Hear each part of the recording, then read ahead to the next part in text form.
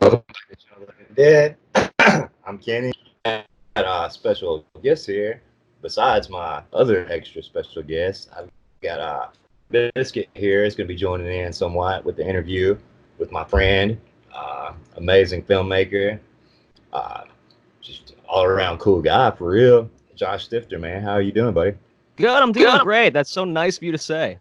I don't I've got the I think I've got the Minnesota nice thing working to my advantage that everyone seems to say that I'm really nice and I'm from Minnesota, so I guess that makes sense, but I just like to be cool with people.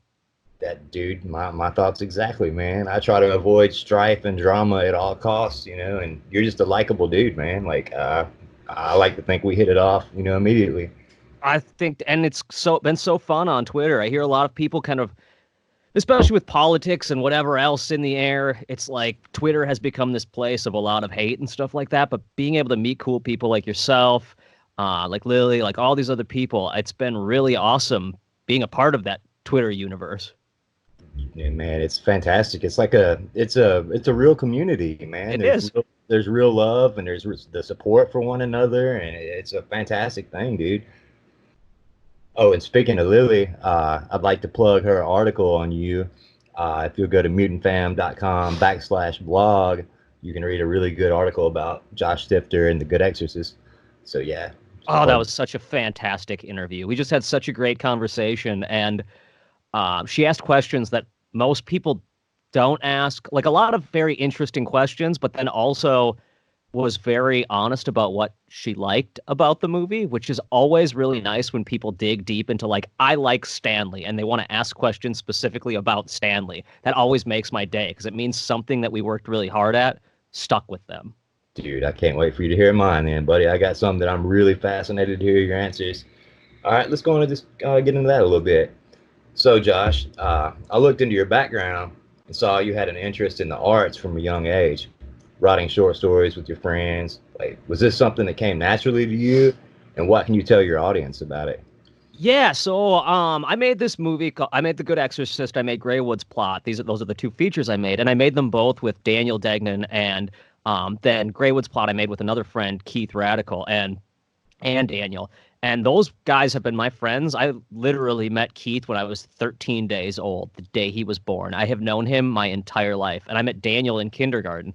So the three of us consistently we would make movies just to make each other laugh. We would write stories just to make each other laugh. It was never like an effort. It wasn't like a thought out effort. It's just like I started drawing pictures and I got into animation later, but I started drawing pictures based on just trying to make Daniel laugh in class, passing notes back and forth.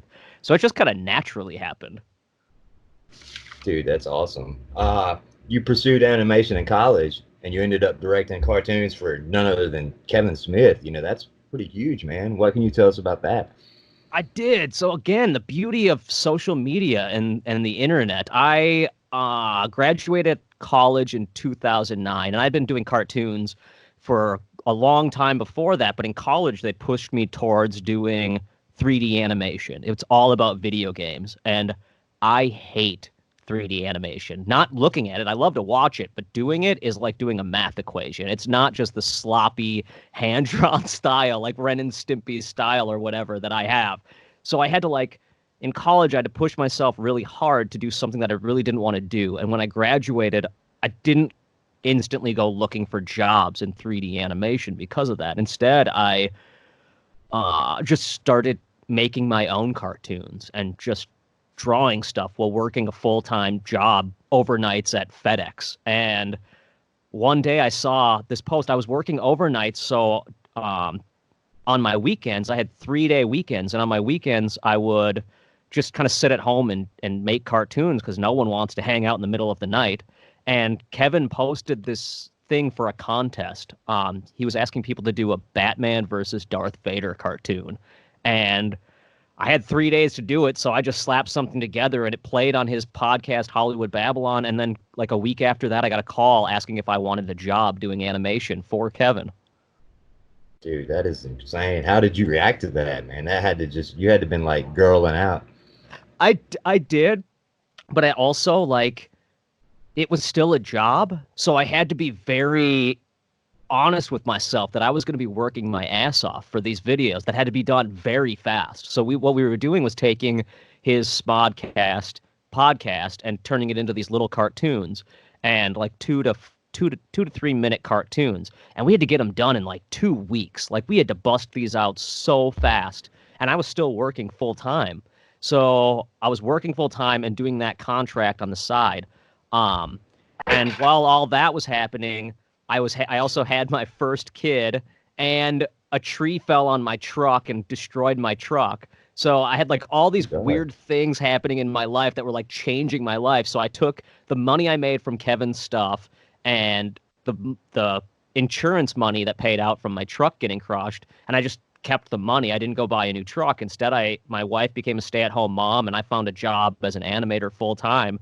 And a couple weeks later, I got a job working on Kevin's movie Tusk, and that Wow. paid me enough to start my own business. And since then, I've started my own business, made a bunch of features. But Kevin was like the first person who believed in my style, who saw what I was doing and went like, okay, let's hire him to do his animation, instead of like, you're just going to be on a team and you're going to do what we tell you to do.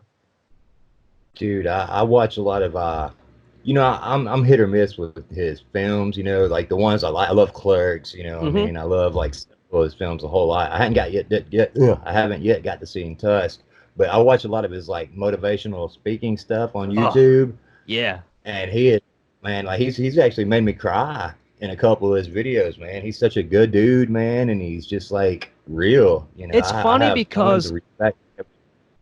Yeah, it's funny because like you say like you're a nice dude or whatever, and people have had this reaction to me as like you're nice, and I'm like, I don't think it was just like natural. I think it came from watching my heroes be so sincere. You know, they say like you should never meet your heroes or whatever, and between Kevin, Lloyd Kaufman, and Robert Rodriguez, I completely disagree. My heroes have all been the most stand-up people on the planet. Dude, that's awesome. I can't wait. I want to get into that more a little bit later. But while we're on the topic of animation, I really love Father Gill's, animated video Yeah. in The Good Exorcist. What was your role in that aspect of the film, and what inspired its inclusion in the movie itself? Yeah, so I wrote the two animated sequences in that movie. I wrote and they were the only two that needed to be in the movie, but then I wrote a whole bunch of other animated sequences that I was like, if I get on this reality show and they spend the whole time messing with me and it's just a total shit show and I don't come out with a movie, I still want to be able to make a feature film. So I wrote a whole bunch of animated sequences that I knew I could do on my own, even if the movie never got made. You know, I could just go like, all right, we're just going to cut to a cartoon here and go Kill Bill style with this instead of showing the actual movie. So those two animated sequences I wrote in there because I wanted some animation. There's animation in this movie and there's animation in Greywood's plot, and I like to put my animation into these movies. So with The Good Exorcist, I challenge myself to do the so you're having an exorcism animation in one weekend. So that was one weekend of work, busting my ass to get that done, just because I wanted to kind of show people what you can do in 1 week if you push yourself and write properly to be able to for what you can do and what you know. That's awesome, dude. I really enjoyed those scenes. What led you to the horror genre? Did you grow up as a fan, or I have what's your always thing with been a horror? Yeah, I've always been a horror fan. And the funny thing is like I don't consider The Good Exorcist a horror, even though, you know, people who don't watch horror do. I was like comedy first and more referential to horror. I saw it as more of like a parody of horror in many Right. ways. And so like but I love horror. I That's mostly what I watch are horror movies, but I really like the sort of like nasty punk rock horror movies. Like to me, it doesn't get much better than like Texas Chainsaw 2 as is like Yeah. the most like big and yet punk rock horror ever made, and I love that about it. Texas Chainsaw 2 just gets me every time. Um, in fact, I just watched Texas Chainsaw 1 recently, and the OG. I forgot how raw that movie is. Like you, in your imagination, it's so much nastier than it actually is, and I love that about it. Right. It makes you think you're seeing someone hanging on a hook, but you're really never uh, seeing the hook go in. You're never seeing the blood and guts. You're just hearing the sounds and seeing exactly. the facial reactions, and it just is so powerful. The brilliance lies in how it's understated. You know what I mean? It's like, yeah, everybody thinks it's so much more graphic than it is, but it's really other, like the mallet scene is probably the most brutal, or the hook scene. You know what I mean? Like Yeah, it very little actual bloodshed or gore or anything. You know, it's suggested more than anything. I love that about it. And I grew up on the edited horror film. I grew up on the late night, like cable channel horror with commercials in between. So most of my horror was always edited, but still stuck with like the story elements stuck with me. So when I went into making this, I was like, I'm never going to have a budget for a ton of blood and guts. I'm never going to be able to spend a lot of time working on a crazy, nasty scene that's going to look awesome. So instead, because I don't have the time, because I only have 14 days, I'm just going to go goofy and wild with it and hope that people remember it in their imagination being even nastier or just super fun nasty. And so that was a big thing with this, that I almost wanted it to be like one of those late night cable B movies that you'd see on, TNT late at night. Dude, it's really brilliant, man. I can't say enough good things about it. And yeah, it's definitely, I look at it as absolutely foremost a comedy. But like you said, like more horror elements, but it's a brilliant film, man. I It's think it's a love letter to the 80s and 90s comedy or horror, like even something like The Burbs. Like people oh, think of The Burbs as a comedy, but that movie's got some weird moments in it that really plays with horror. And I always love that about the movies that I watched growing up that were in that PG-13 range of, like The Burbs or, Ghostbusters or Critters or there's all these weird, cheesy late night movies that I really, really enjoyed. And that's what I was trying to kind of harken back to. Mostly because I just thought it would be fun to make. At the end of the day, I was like, Daniel and I may not be able to finish a movie. We may get totally fucked over by the reality show, but the one thing I want to do is know that we had fun, and it could be like two dads go into camp to make a movie. I love that you mentioned the Burbs, man. Like that whole sausage dinner thing, that freaked me out as a kid. Yeah. Uh, as a filmmaker yourself, who would you say that some filmmakers are that influenced your personal style? Oh my God, so many. I mean, it's funny because people like to tell me what the movie reminds them of, and I love that because it's so all over the place. I think a big influence on this movie, not necessarily intentionally, was Christopher Guest more than anything, which isn't horror, Oh but yeah, that like Christopher Guest Spinal style Tap. of Right? awkward comedy. Well, he's a dude who did Spinal Tap, right? Yep, Spinal Tap and Best in Show and Waiting for Guffman. Okay. And there's something about that sort of like Spinal Tappy style that always stuck with me. That sort of mockumentary, Right. like faux documentary style. So I went into this going like, well, we're not going to make it a faux documentary, but we don't have time to set up a ton of lights and make it look really, really good because we only had 14 days, and that's reality show days. So, on a regular indie movie, I'd shoot 16 hours, but we couldn't shoot 16 hours. In fact, we got about half of that each day. So I knew it was going to look raw.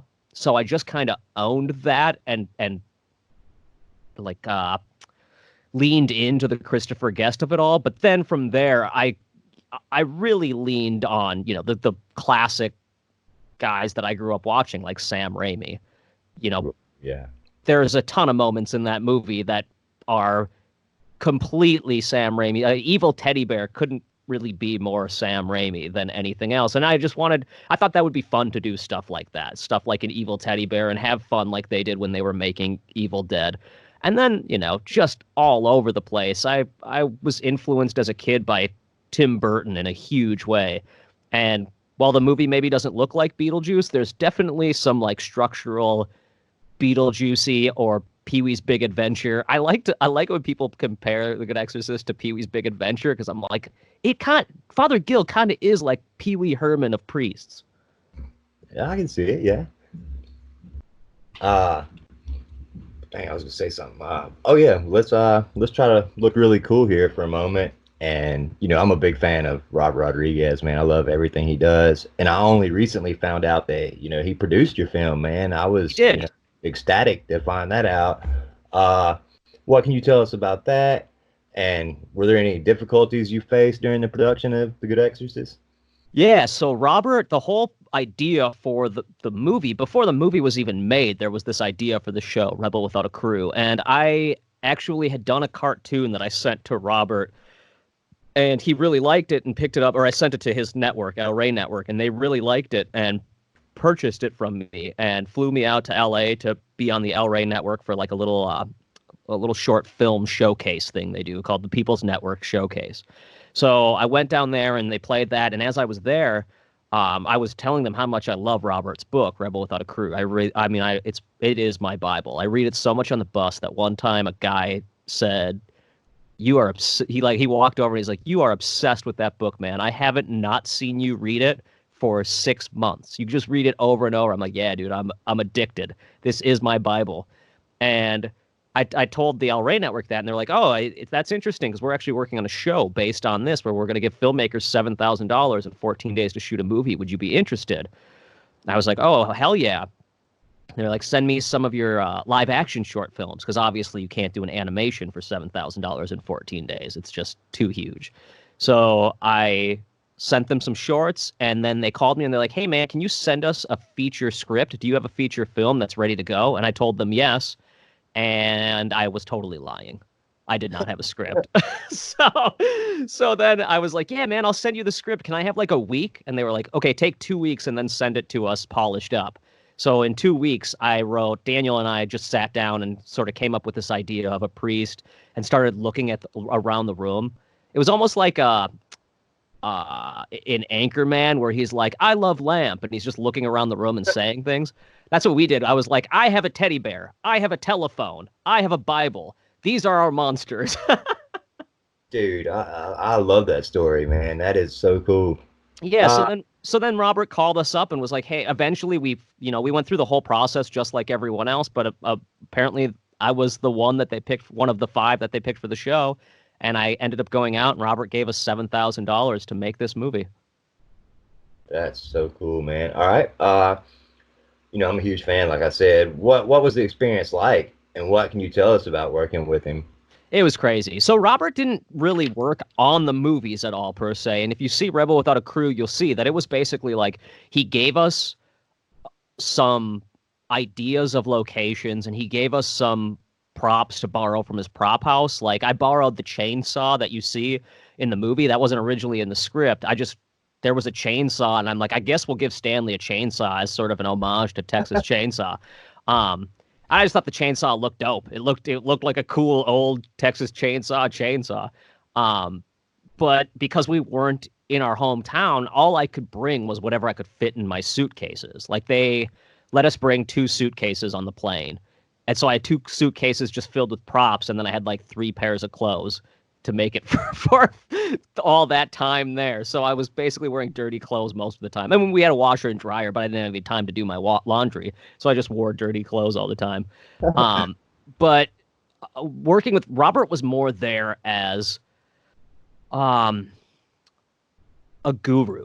Like he was there to answer questions when we were like, I asked him at one point, how do I direct my best friend and not drive him nuts? Because I know that at a certain point I'm going to get angry and he's going to see a different side of me than he's seen before, where I'm going to be like, "Guys, we are down to the wire. We need to get this thing done."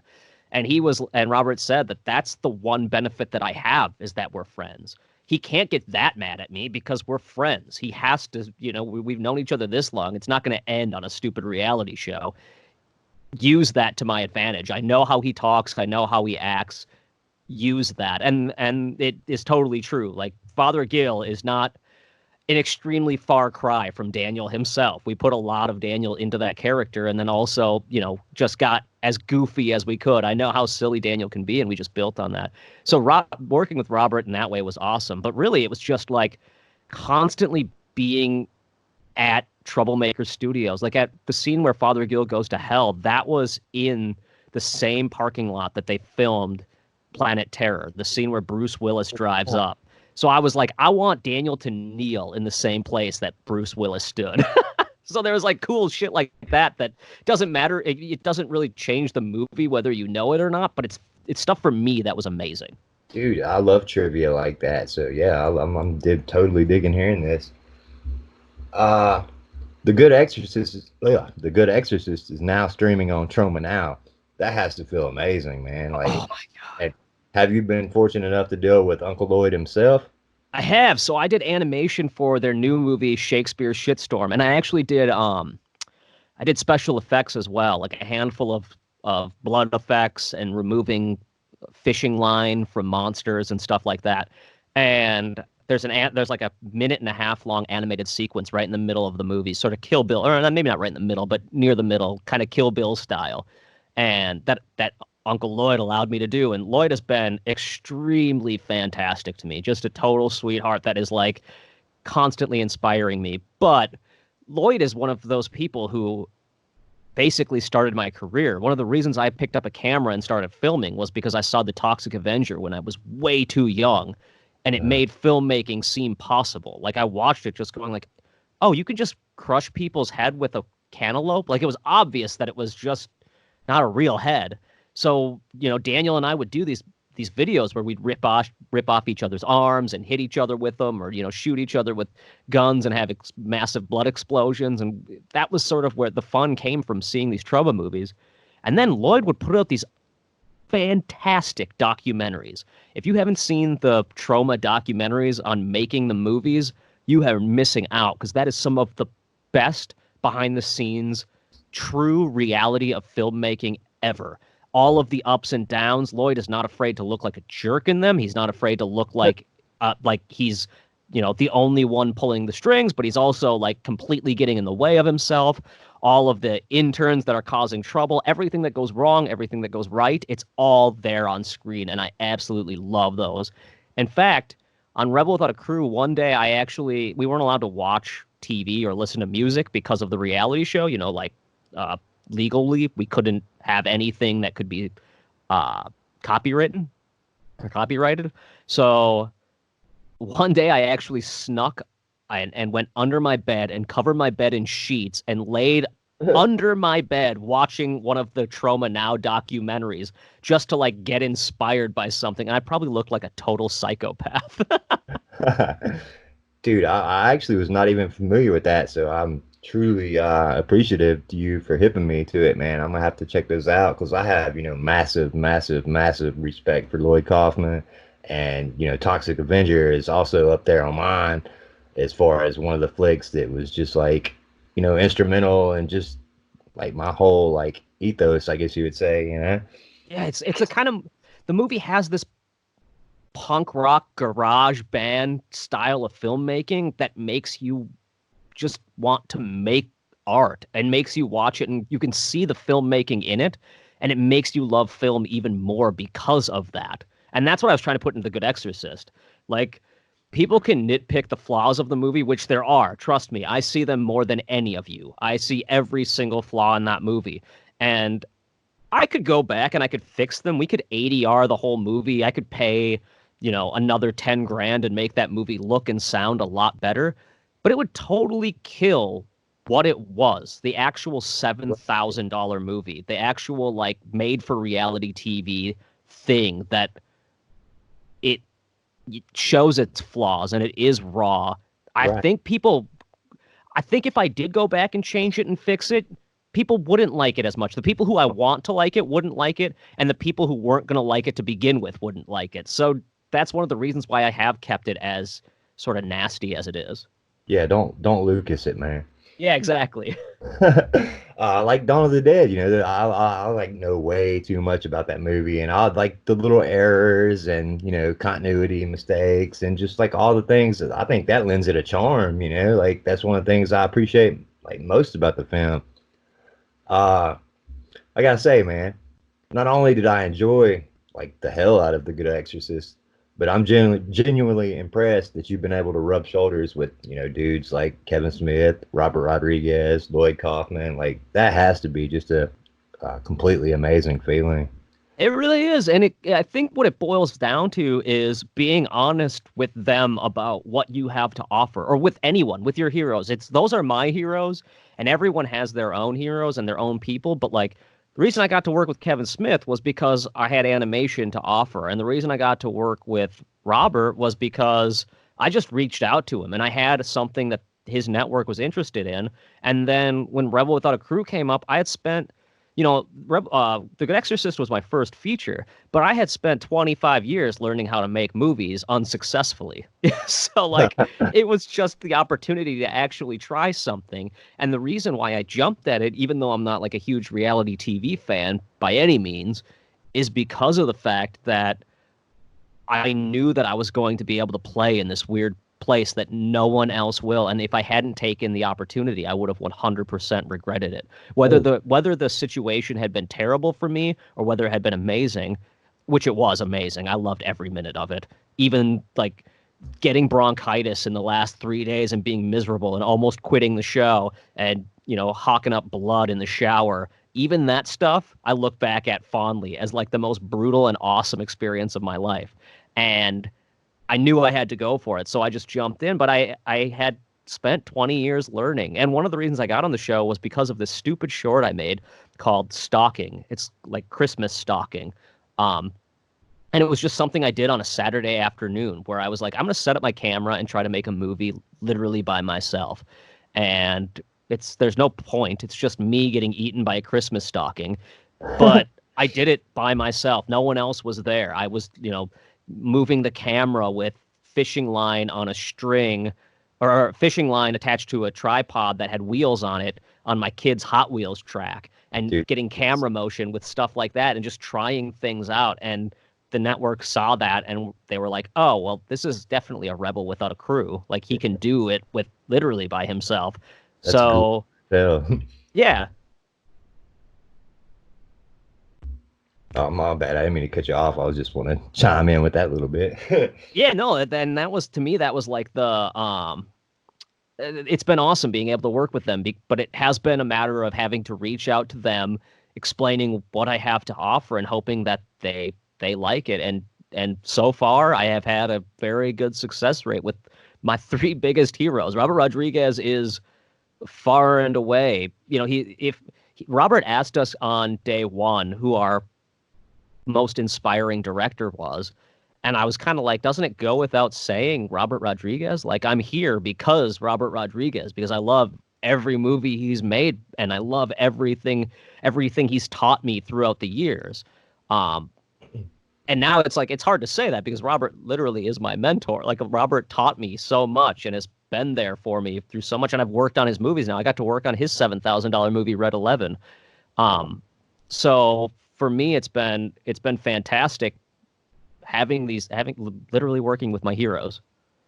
God, I'm so envious of that, dude. Like, I'm a massive Rodriguez guy. The only things I've not seen of his are, the Spy Kids series. But I even feel like, Rob Zombie's latest film, Three from Hell, it felt very Rodriguez-esque to me. Like it felt like it had a real big Rodriguez influence on it. Yeah, Rodriguez he really embraced his love of like grindhousey, but like really fun grindhouse.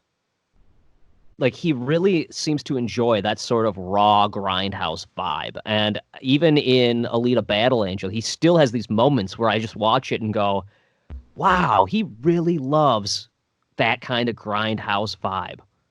And I love that. I think that inspires a lot of people because that's definitely inspired me. I went into both of my movies completely inspired by Robert and trying to think of like, what kind of a story could I tell that Robert would enjoy or that Robert would never tell that I can, but could kind of be inspired by him.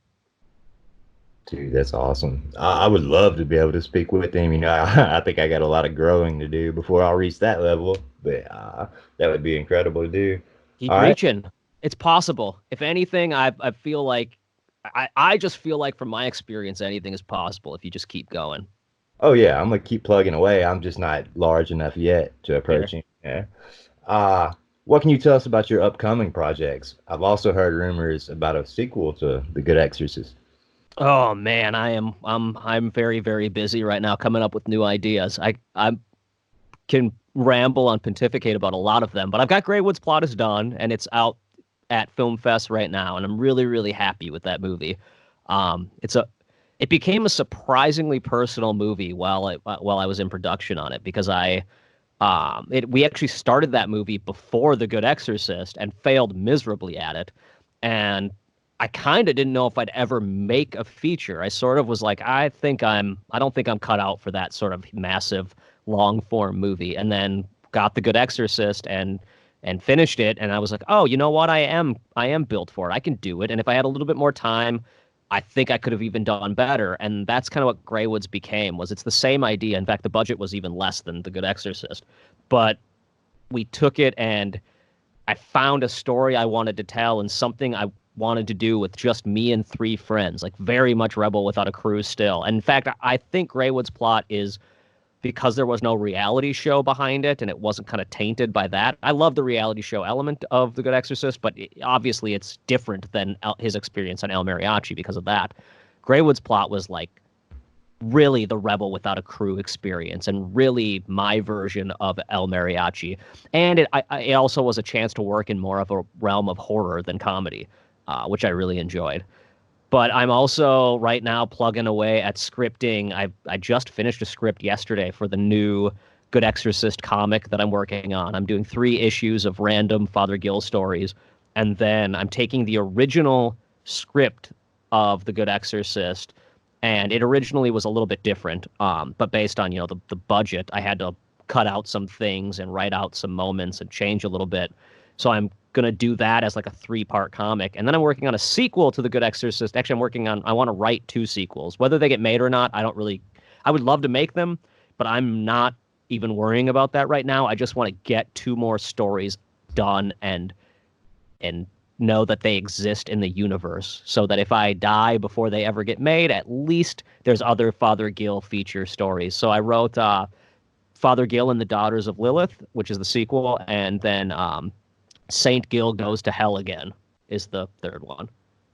Dude, you just like made my day talking about the comic. Like, what's the chances of Channel Living Dead maybe receiving a signed Josh Stifter and hell Father yeah issue, man? That would make my day, dude. Like, made out to that. I'd be honored, We can 100% make that happen.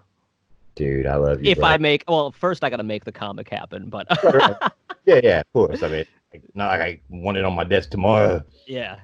Father Gill was an awesome character, man. Like a booze drinking, gun toting, death metal priest. Is there anything or anyone that inspired his character? Father Gill's an interesting character because I think that he comes from this concept of Minnesota nice, but also there's a lot of like death metal guys in Minnesota. I'm from Minnesota and Daniel's from Minnesota as well. And we don't see our sort of like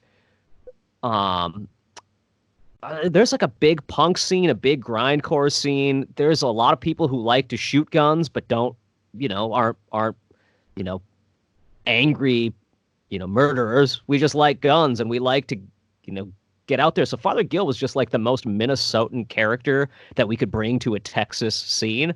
So we really wrote him based on characters, or not characters, but people we knew growing up. People, youth pastors. The funny thing is like Daniel and I grew up going to church together, and like a lot of that stuff comes from the fact that we went to a private high school together and learned a lot about religion at the time.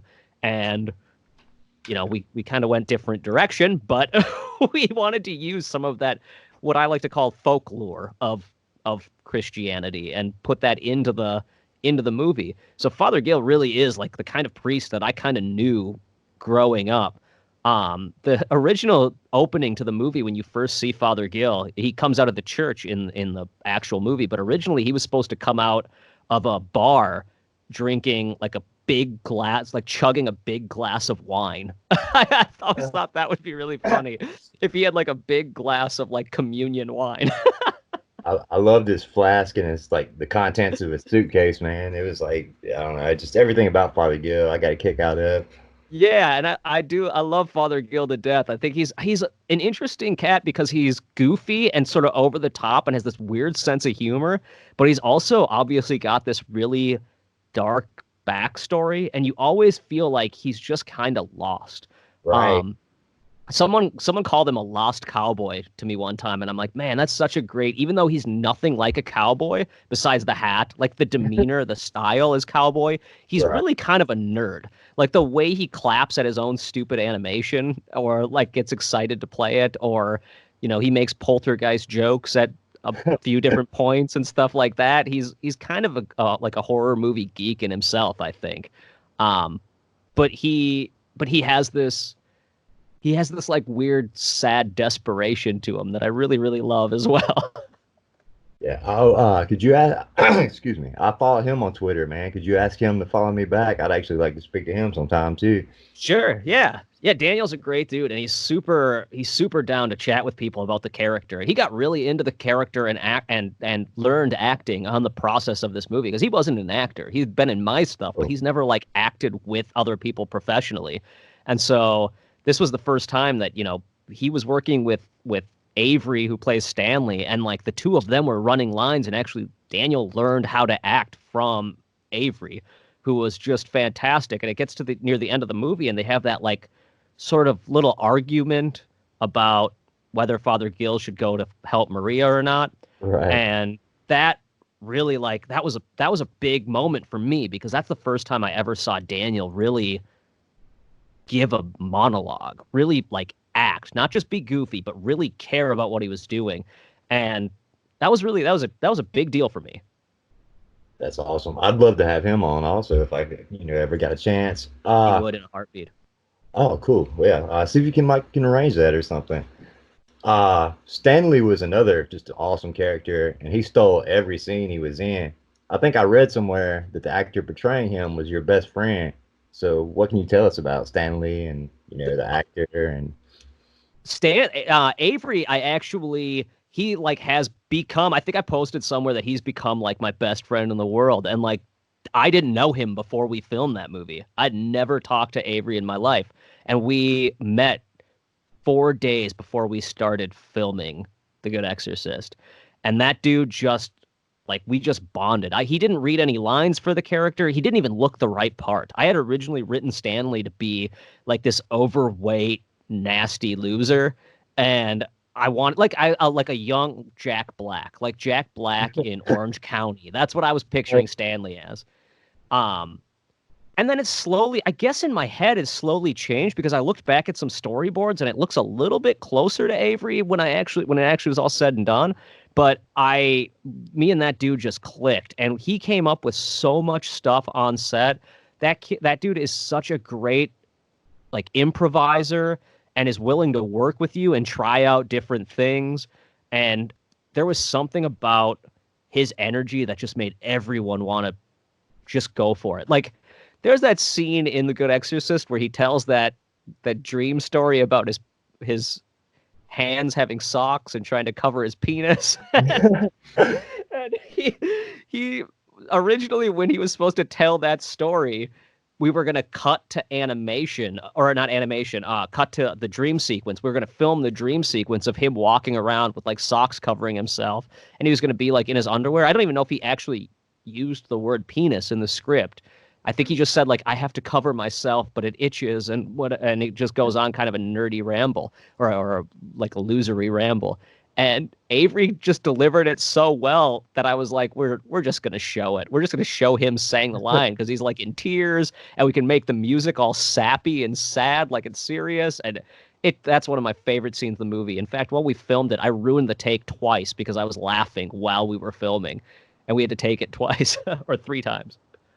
Yeah, I love the tissue, the scene with all the tissue and stuff, and then the later one where he like surprised Father Gill, where he was like doing what Stanley does again. Oh my God, so good. uh, I know that you're pretty fond of the whole satanic teddy bear. Let's talk about that for a moment. Yeah, so that was my wife's teddy bear. That evil teddy bear was my wife's teddy bear from when she was, I think she got it for like her first birthday. And her mom bought her that because her mom always wanted a pink teddy bear. Like ever since she was a little girl, she wanted a pink teddy bear. So she bought her daughter a pink teddy bear. And it was sitting in our closet, and I wrote it into the script, and then I found out that story, and I was like, oh my God, I can't kill the teddy bear. I need to go find another one. And I'll have to buy one and take it out of the budget. There are no pink teddy bears. Like cute pink teddy bears are so expensive. It's ridiculous. And I only had $7,000. So I was like, I don't know what to do, Jenny, because Jenny's my wife. I was like, I don't know what to do. I cannot find a teddy bear that looks as good as this one. This is the perfect, worn, cute teddy bear. And my wife was just like, you know what? Just do it. Just kill it. You can have my teddy bear and I'm going to let you murder it. And so I did. And originally the concept was I was going to blow it up, like actually blow up the teddy bear. I was going to fill it with like a hollowed out cantaloupe filled with fake blood. And then I was just going to blow it the fuck up with fireworks. And because of the reality show, I couldn't do it. They wouldn't let me, for legal reasons, blow it up. So, and even if I could bring out I could have hired a special effects guy to come out for the day and have him blow it up. And he was going to charge me like $600 to do it or something. And then it was going to cost me another $300 for the EMT. Robert wouldn't let us have more than one camera. He wouldn't even let us film with our phone because he only was able to use one camera on El Mariachi. So he was like, you can only use that one camera. And I'm like, oh, that only gives me like, 4 frames of exploding teddy bear. Like it's going to happen so fast. I want the pow, pow, pow, like the multiple explosions. So I ended up having to sort of take a day and think about it and figure it out. And I actually even called Robert. That's the one time I called Robert and asked for advice. And I just asked him, like, hey, man, do you think it would be just as good as if I just, like, did the hose up the teddy bear's ass and had it spray blood everywhere and then, like, show the head pop off with fishing line and, like, just do it like that? He's like, dude, that's going to look so much better.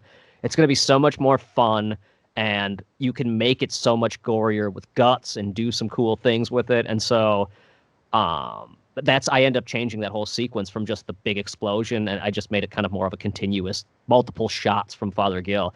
And the actual teddy bear movement, when it's alive, is all just Daniel holding his hand up the teddy bear's ass and fighting himself. It's sort of like the equivalent of Ash fighting his evil hand. Hey, That's totally what we did. Was just I had Daniel roll around on the floor with his hand up a teddy bear's ass. that's brilliant. Oh, I like the Bible scene too. The Bible that bit. The biting Bible. Yeah, I love that evil Bible. And we made that there on the set just out of ping pong balls and this book I bought from like half price books for like $2, this black book, because I needed the Bible for more shots. So I didn't want to ruin the actual Bible. So I bought that Bible is the Bible I had in grade school. It says it's actually like, I think I got it for my confirmation. I think it says Josh Stifter on the cover of that Bible. Oh, wow. Yeah, so then I took this black book and I actually drew I found like a gold marker and I drew, it actually says, I have it right here. I think it says holy fuck instead of holy Bible, and then it has an upside down crucifix on it. And then the same thing, I just had Daniel like roll around with the Bible attacking him. He's like making it chomp up and down, and then we put fish line on it to make it bounce up and down when it's talking. And then like added little blinks in post and stuff like that. Dude, I love the film, man. I really do. Not just because I consider you my friend, but like it's a refreshing film, man. It's fun. I'm fixing to like force my brother to watch it as soon as we finish this interview. Yeah, I want to watch it. A friend of mine, or I did one screening at theater here in Minnesota. We did like a big premiere screening, and one guy came to the screening and he had never seen the movie, or he didn't even know what the movie was. He just saw it on the marquee that it said The Good Exorcist, and he was like, I got to check that out. That's an interesting name. So he came and watched the movie with us, and after the movie, he came up and said, oh my God, like, where can I get this? I want to show my friends. This is like, it's like Mystery Science Theater 3000, except for the filmmakers are in on the jokes. And I just want to drink beer and watch it with my buddies. And I was like, that is the best compliment I have ever got in my life. Dude, that really is brilliant. All right, Josh, what's your favorite thing about being a filmmaker and being involved in the industry? All of the cocaine and women. No, I'm just, No, you know what? For me, my favorite thing about filmmaking, it changes all the time. I love each piece of the process. I really love being on set with my friends and just having like a total lightning in a bottle moment. Like when something comes together that you never thought was going to look as good as it did, or when something goes totally wrong and you have to find a way to fix it and then it's so much better than you expected. For instance, when the teddy bear pukes in Father Gill's face, we filmed it the first time and it was kind of terrifying to film because people don't realize like a normal tube that you buy at Target, if you fill that with, pea soup and chunky soup and whatever else we put in there, it builds up pressure and it's so easy to launch that shit at like 100 miles per hour. So the first like 2 tests we did in the backyard, that puke launched like 50 yards. Like it just went like boof and launched at this target we had made. And I'm like, we're going to blow Daniel's head off with fake puke. I was so nervous. So then we did it the first time and I was like, Avery, do not blow too hard. Like just blow gently. And he and he did. And it looked great the first time, but it kind of landed weird on Daniel's face and hit his beard or whatever. But I'm like, that's good. That's fine. And then I realized I wasn't filming. So we totally wasted the take. And I was like, shit, they are going to be so fucking pissed. And I turned to Daniel and I was like, dude, we weren't filming. We have to do it again. He's like, all right, let's do it one more time. Let's do it. And we did it again. And that's the puke you see, which looks amazing. It hits him like right between the eyes. It's like the most amazing shot. And if I hadn't screwed up the first one, we wouldn't have got that amazing one. Man, serendipity is awesome sometimes, man. That's what I love about filmmaking, that serendipitous moment that you hit. And it's like, oh my God, I can't believe we got that. And like the fact that The Good Exorcist exists is insane. Like we made that movie from beginning to end in like 2.5 months or 3 months all together with all the visual effects, all the writing, the reality show element, everything. And it's watchable. The fact that it's watchable with no crew, no budget, no time, and the reason why it works, I think, is because of that. Because we had none of that stuff, we had to rely on our complete instincts, and our instincts were just to have fun and make something that people can watch and enjoy. Dude, it's a throwback to when horror was horror, like, yeah, it's primarily a comedy, but it's got the I guess the ethos again to say like the feel of back in the 80s with no budget, Yeah. Just kind of DIY punk rock. Like, I don't know, man. I just love so much about this film, dude. Also, out of all that, the main thing I took that is seems to be that Avery is a gentle lover. Yes. Very gentle. He is a gentle. He can blow gently. All right, Josh. Is there any shout outs you'd like to give? Anything you'd like to say to your fans in the audience? Let me see. Do I have any shout outs to fans in the audience? I don't know who. I mean, Daniel. Shout out to Daniel, who's I'm going to tell to listen to this, and then hopefully he'll come on the show and be able to chat with you. Thanks for having me. I really, follow me on Twitter. That's where I met you all, and that's where I think my favorite place to communicate with filmmakers, film lovers, people who just want to chat about anything. I think Twitter is kind of my jam right now. Don't be afraid to answer my questions on there. That's how I've made a lot of friends is I write these questions every once in a while and ask about like, what is your favorite gory scene in a movie? And it's not me just trying to build my audience. I'm asking these questions mostly for my writing process. So you're actually helping, me as a filmmaker. When I see like people like these specific kinds of scenes, it helps me go, okay, so people consider that really gory, or they consider this thing really, the reason they like this is because it's fun. And it sort of helps me inform what the audience that I want to have fun watching my movies with will enjoy. So yeah, Twitter. That's at Josh Stifter on Twitter. Dude, yeah, I love interacting with you on there. I actually, I'm not sure, excuse me, I think I may have missed an important question earlier. I'm not certain if I asked you or not, but I'm going to ask you again if so. What advice can you give to other aspiring filmmakers? Ooh, that's a great question. My, my biggest advice, or like the easiest advice to give, is go make a lot of stuff. Like, people don't think about the fact that before Robert made El Mariachi, he had made like a ton of short films. Bedhead had got a little bit of recognition at the time, but he had made a whole bunch of other ones as well. He was making stuff like crazy. He in the John Carpenter episode of The Director's Chair, he shows like one of his earliest claymated movies from when he was a kid that looks very similar to one of my early claymations when I was like the same age as him. And that proved to me how hard it is to get good at it, how much practice you need. And I didn't ever consider it practice. Like, I never thought, oh, I'm practicing to get to the point where I can make a feature. I just did. I just made. And like, if you're thinking about getting into filmmaking, just start making. If you want to be a writer, start writing like crazy. If you want to be a cinematographer or a DP, shoot everything. Film like crazy. Bring a camera with you everywhere and just take pictures and try to get better and better and better at taking pictures. You're going to make a ton of mistakes. And also, don't be afraid to put it out there. YouTube is a gold mine for posting stuff that isn't flawless and getting honest opinions. And don't be offended when people say they don't like your stuff, because every movie is someone's favorite movie and someone's least favorite movie. Just revel in the fact that you were able to finish something. Dude, Josh, that was extremely wise words, man. I really liked hearing that. Well, Josh, thanks so much for doing the show. You're an awesome guy. You're a super talented filmmaker, and I love The Good Exorcist, man.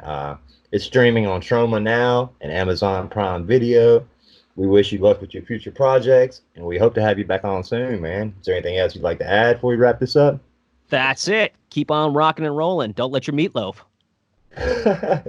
All right, guys. Well, this has been Josh Stifter, writer, director of The Good Exorcist. We want to throw some names out again. Produced by Robert Rodriguez and distributed by Lloyd Kaufman and TROMA Now. So from Channel Living Dead, this is Kenny, and very special thanks to Josh Stifter, and we'll catch you guys next time. Turn this off. I'm gonna quit recording.